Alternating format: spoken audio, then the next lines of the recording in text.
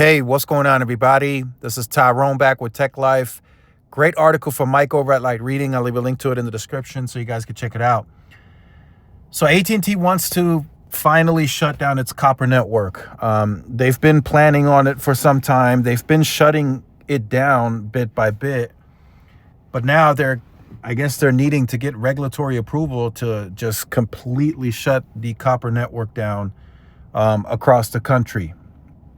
So there's not a lot of usage on it anymore. It should have, in my opinion, it shouldn't even need approval.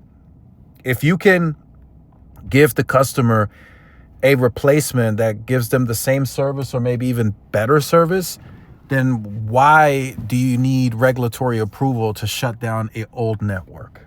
That's just one thought that I have. And then as they transition to fiber and everything else, they have a wireless network that can be used for calling and that stuff.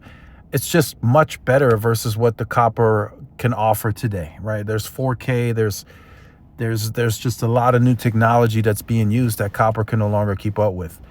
So it's just interesting to me that they would need regulatory approval to shut down a network that they built and that they own. Like, there shouldn't even be like a second thought about it, in my opinion. But I think they'll get the regulatory approval. The demand is failing. There's very low usage, and if a customer doesn't have fiber or whatever in the area, they should be able to get FWA. There should be some type of replacement for that customer, and they have a ton of capacity, right? They're not selling or opening up the FWA slots as wide as the competition.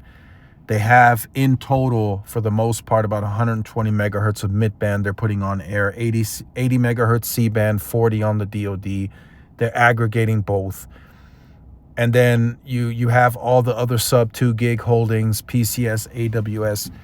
AT&T can make this work. And then across a large part of the country, when we're talking fiber miles, AT&T is the ILEC from fiber to the cell in about 75% of it, on about 75% of its tower grid.